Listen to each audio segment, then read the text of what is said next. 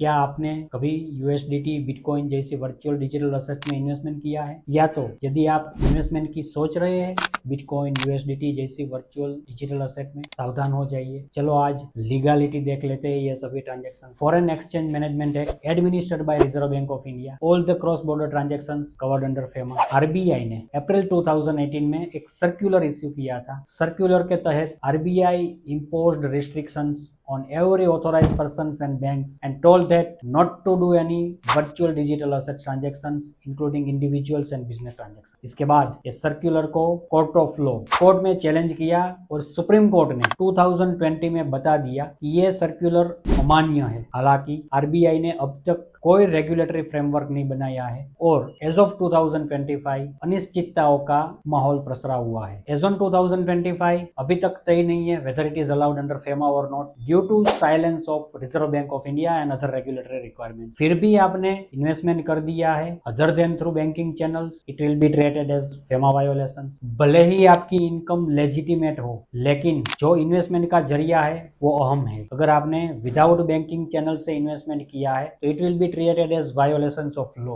So उसका consequences क्या है? Under Black Money Act 120% penalty with jail. Under Foreign Exchange Management Act general penalties 3 times of the amount involved. PMLA हवाला, no any direct prosecution। तो आपको compliance करना है, compliance जरूरी है और वही आपकी सुरक्षा है।